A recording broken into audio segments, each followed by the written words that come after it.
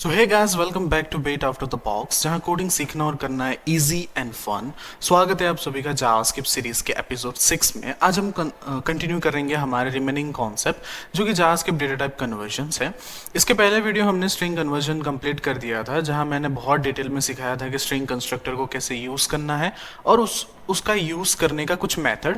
अगर आपने वो वीडियो मिस किया है तो आपको डिस्क्रिप्शन में लिंक मिल जाएगा, वहां से चेकआउट कर सकते हो। अगर आपको कुछ भी डाउट है कोई भी टॉपिक के अंदर, आप नीचे कमेंट कर दो। विद इन 24 आवर मैं ट्राई करूंगा उसका वीडियो या फिर उसका सॉल्यूशन आप तक बहुत जल्द पहुंच जाए। सो जल्दी से हमारा रिमेनिंग कॉन्सेप्ट स्टार्ट करते हैं, जहां आज हम नंबर एंड बूलियन कंस्ट्रक्टर को बहुत अच्छे से समझेंगे।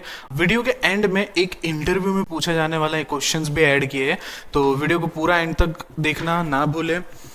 तो जल्दी से स्टार्ट करते हैं आज का topic, JavaScript data type conversions, एकदम bit out of the box style में।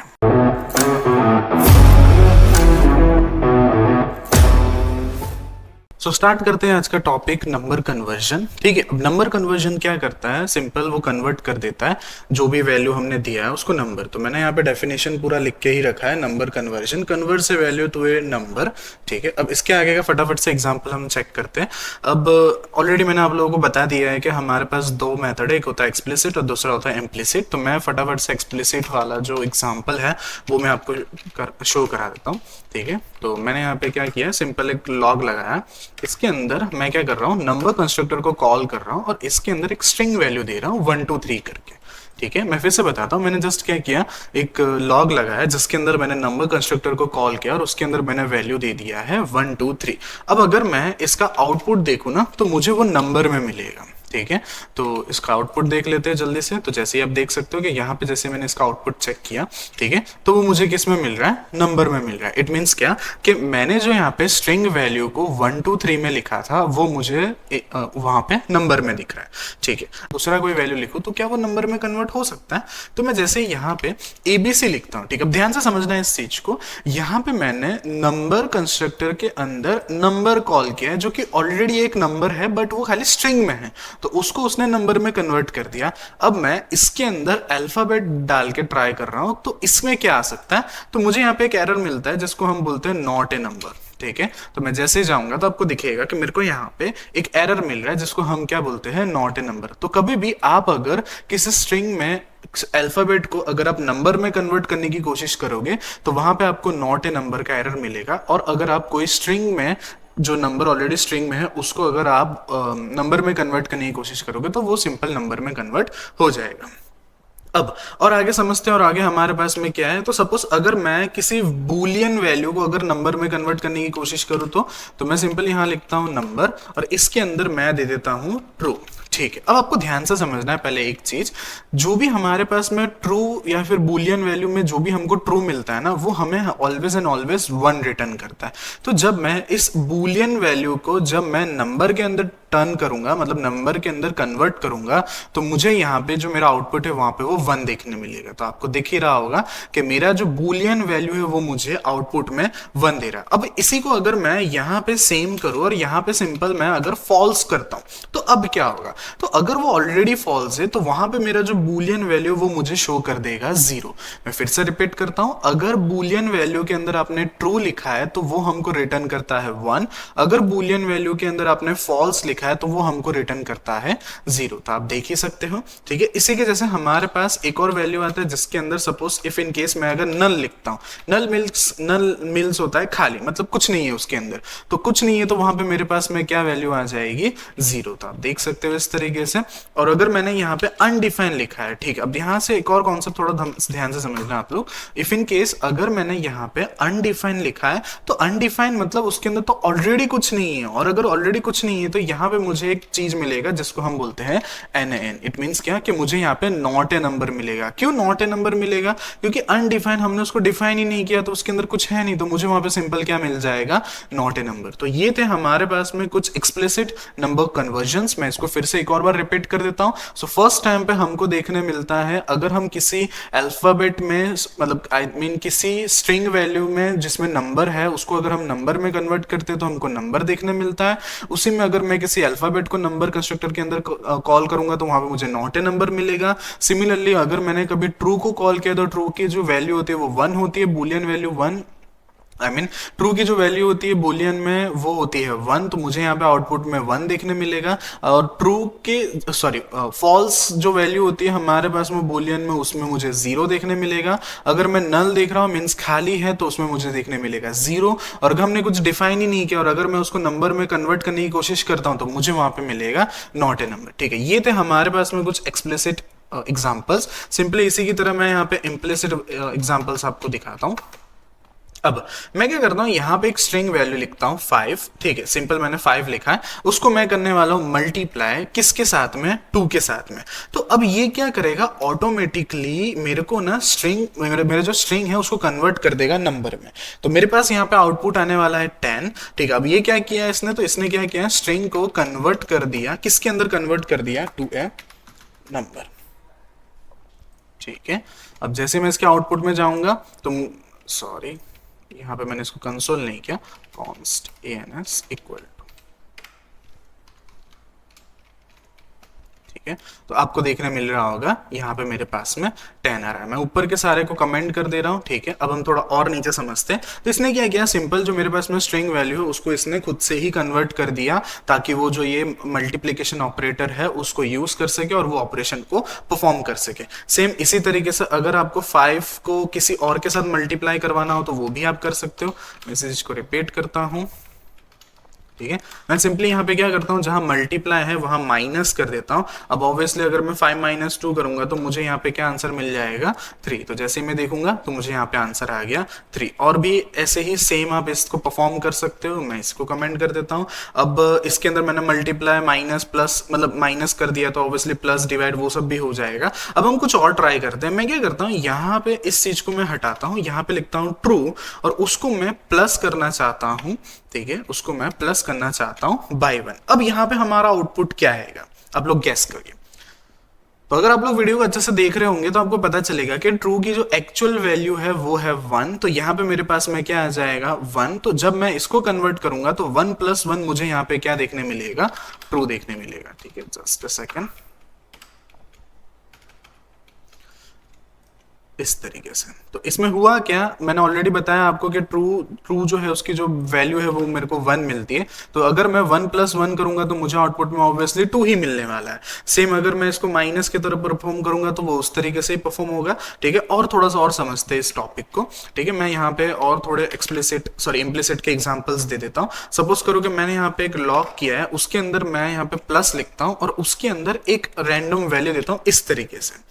ठीक है, अब यहां पे जब मैं इसको चेक करूंगा ना तो ये जो स्ट्रिंग वैल्यू है वो उसको कन्वर्ट कर देता है किस में, तो नंबर में कन्वर्ट कर देता है। तो अगर मैं इसी चीज को एक वेरिएबल के अंदर पुट करता हूं, const ans equal to, and then अगर मैं सिंपली इसको लॉक कराता हूं और यहां पे मैं टाइप ऑफ चेक करना चाहता हूं ans का, तो आपको दिख रहा होगा ans का जो टाइप ऑफ है वो मुझे मिला नंबर।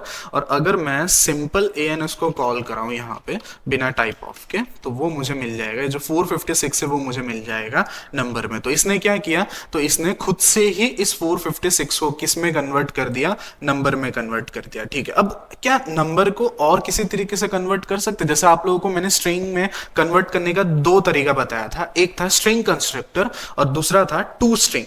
सिमिलरली हमारे पास नंबर को कन्वर्ट करने के लिए भी 2 है, एक है हमारे पास में नंबर कंस्ट्रक्टर और दूसरा है हमारे पास में पार्स इंट। ठीक है, अब चलो जल्दी से वो भी एक बार चेक कर लेते हैं। आपको थोड़ा बहुत नॉलेज होना चाहिए कि यहाँ पे नंबर कंस्ट्रक्टर का क्या काम है और पार्स इंट का क्या काम है। तो मैं दोनों का डेफिनेशन यहाँ पे लिख देता हूँ। नंबर कंस्ट्रक्टर जो है वो एक तरीके से स्ट्रिक्ट है, तो मैं लिख देता हूं इज स्ट्रिक्ट। क्यों स्ट्रिक्ट है, तो वो ऑलवेज रिटर्न कर देगा NN इफ जो भी स्ट्रिंग है वो नंबर नहीं है।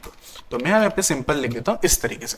मैंने फिर से बताता हूं क्या है, नंबर कंस्ट्रक्टर है वो काफी ज्यादा स्ट्रिक्ट है। वो क्या कर देता है, रिटर्न कर देता है not a number means NaN। अगर कोई भी आप स्ट्रिंग वैल्यू भेजते हो बिना, मतलब अगर आप स्ट्रिंग वैल्यू भेजते हो नंबर नहीं भेजते हो तो उस टाइम पे। ठीक है, अब पार्स इंट क्या करता है, थोड़ा सा डिफरेंस है। पार्स इंट, ठीक है, ये रहा पार्स इंट। पार्स इंट क्या करता है, वो पार्स करता है जब तक उसके अंदर कैरेक्टर्स हट नहीं जाते तब तक। ठीक है, तो मैं उसका डेफिनेशन लिख देता हूं यहां पे, पास अंटिल इनवैलिड कैरेक्टर। अब ध्यान से समझना है दोनों एग्जाम्पल को, ठीक है। मैं दोनों एग्जाम्पल प्रॉपर तरीके से आपको समझाऊंगा इसके अंदर। सपोज करो मेरे पास एक नंबर है, यहाँ पे नंबर कंस्ट्रक्टर है मेरे पास में, इसके अंदर मैंने दिया है स्ट्रिंग वैल्यू के अंदर 42 पिक्सल, कुछ इस तरीके से मैंने वैल्यू दिया है। इसको मैं एक वेरिएबल के अंदर स्टोर करवा देता हूँ एंड यहाँ पे मैं इसको लॉक कराता हूँ। तो मुझे ना यहाँ पे नॉट ए नंबर एरर आ रहा है, क्यों? क्योंकि ये काफी ज्यादा स्ट्रिक्ट है। अगर आप उसके अंदर कोई भी स्ट्रिंग वैल्यू पास करोगे तो वो क्या कर देगा, NaN का एरर दे देगा। अगर यही सेम चीज मैं अब यहां पे पार्स इंट के थ्रू चेक करना चाहता हूं तो मैं सिंपली यहां पे करता हूं पार्स इंट।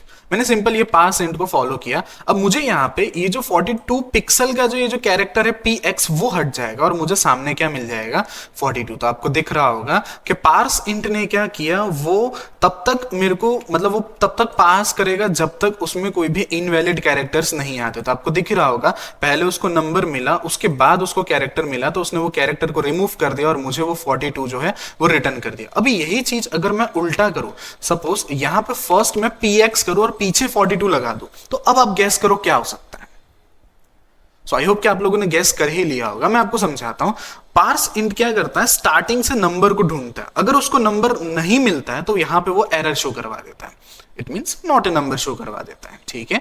अब इसी चीज को अगर मैं px को पीछे की तरफ लिखूं तो यहां पे मुझे कोई एरर शो नहीं करेगा, इस तरीके से शो हो जाएगा। तो ये क्या करता है, स्टार्टिंग से नंबर ढूंढता है, जैसे ही उसको स्टार्टिंग में कोई नंबर मिल जाता है उसको वो पास कर देता है, जब तक उसके पीछे कोई इनवैलिड कैरेक्टर ना हो उन सारे इनवैलिड कैरेक्टर को वो रिमूव कर देता है। अब वही सेम चीज अगर मैं आगे की तरफ करूं तो वहां पे वो मुझे एरर दे देगा कि आप इसको नहीं ढूंढ सकते, क्योंकि जैसे उसने पार्स करना स्टार्टिंग में स्टार्ट किया, उसको स्टार्टिंग में ही कैरेक्टर मिल गया और उसने स्टार्टिंग में ही मुझे क्या शो करा दिया, एरर शो कर दिया। और अगर इसी चीज को मैं उल्टा करूं तो अब उसको पीछे वैल्यू मिल जाएगा, इट मींस उसने जब पार्स किया तो उसको नंबर मिला और उस हिसाब से नंबर को उसने क्या करा दिया, शो करा दिया। तो आई होप कि आपको ये भी पता चल रहा होगा, ठीक है। मैं एक बार फटाफट से रिकैप कर देता हूं हमने अभी तक में क्या किया। तो सबसे पहले हमने एक्सप्लिसिट मेथड को ट्राई किया जहां पे हमने अलग अलग वेरिएशंस चेक किया नंबर के। देन हमने इम्प्लिसिट मेथड ट्राई किया जहां पे हमने अलग अलग वेरिएशन चेक किए। उसके बाद हमने यहाँ पे दो मेन मेथड को समझा, जैसे कि एक हो गया नंबर कंस्ट्रक्टर और दूसरा आता है हमारे पास में पार्स इंट मेथड, ठीक है। दोनों के अपने अपने रूल्स है, दोनों को यूज करने का अपना अपना तरीका है। सो आई होप कि आपको ये भी समझ में आ रहा होगा, ठीक है। अब नेक्स्ट बढ़ते हैं हमारे बूलियन की तरफ। तो आ जाते हैं फटाफट से बूलियन कन्वर्जन इन जावास्क्रिप्ट। अब बूलियन को समझने से पहले आपको थोड़ा बहुत आपको पता होना चाहिए कि बूलियन है ना, जीरो या फिर normal, empty string, null, undefined, not a number और फॉल्स, ये सारे चीज में फॉल्स देता है। इन सारे के एक्सेप्ट वो ऑलवेज ट्रू रिटर्न करता है। मतलब क्या, अगर मैं यहाँ पे लिखूं कि वो फॉल्स कब कब देता है तो मैं यहाँ पे सिंपल लिख सकता हूँ जीरो नॉर्मल स्ट्रिंग, ठीक है, यहाँ पे नल, देन मैं दे देता हूँ यहाँ पे अनडिफाइंड, उसके बाद दे देता हूं नॉट ए नंबर और देन मैं दे देता हूं यहां पे फॉल्स। वो इन सब के अलावा हर बार वो ट्रू रिटर्न करेगा। तो जब भी वो इन लोगों को मिलेगा तब वो हमेशा फॉल्स रिटर्न करेगा, ठीक है। फटाफट से एग्जांपल की तरफ देखते हैं। मैं जल्दी से लिख देता हूं लॉग बूलियन, यहां पे मैं दे देता हूं जीरो, ठीक है, ये मुझे रिटर्न करने वाला है फॉल्स। तो मैं इसी चीज को रिपीट करता हूं, मैं सिर्फ जल्दी जल्दी में इन लोगों को रिमूव कर देता हूं ऐसे, ठीक है। यहां पे मैं दे देता हूं नल, उसके बाद मैं यहां पे दे देता हूं अनडिफाइंड, नेक्स्ट आता है हमारे पास में नॉट ए नंबर एंड दूसरा आता है हमारे पास में फॉल्स, ठीक है।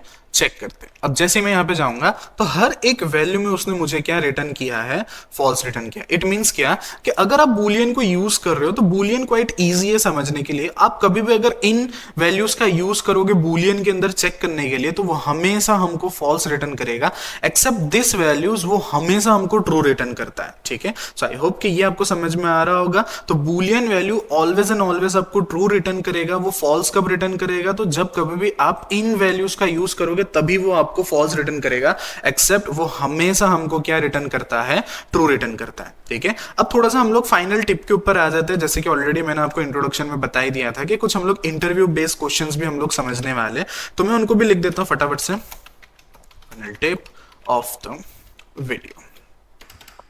अब यहाँ पे एक छोटा सा मैंने इंटरव्यू क्वेश्चंस जो मेजॉरिटी इंटरव्यू में पूछा जाता है वो क्वेश्चंस मैंने कुछ यहाँ पे डिस्क्राइब किए हैं। एक बार मैं चाहता हूँ कि आप इन वैल्यूज को खुद से एक बार ढूंढो और मुझे कमेंट में बताओ कि इनका क्या आंसर आएगा। सपोज मैं अगर यहाँ पे बूलियन में 0 देता हूँ, नेक्स्ट यहाँ पे इफ इन केस अगर मैं यहाँ पे नंबर में इस जगह पे फॉल्स देता हूँ, ठीक है, और थर्ड आता है मेरे पास में, मैं दोनों ही वैल्यू को रिमूव करके यहाँ पे माइनस ट्रू देता हूं, ठीक है। तो मैं चाहता हूं कि ये तीनों क्वेश्चंस को सॉल्व करो, तीनों क्वेश्चंस को गैस करो, गैस करके कमेंट करो कि नीचे क्या आंसर आने वाला है या फिर इन तीनों का आंसर क्या है। तो ये था हमारा फाइनल टिप इंटरव्यू क्वेश्चंस जो हमको हर मेजॉरिटी हर इंटरव्यू में पूछा जाता है। सो आज के सेशन में इतना ही, मिलते हैं नेक्स्ट सेशन में एक और न्यू धमाकेदार टॉपिक के साथ। तो तब तक के लिए बने रहिए, be safe and take care, sayonara.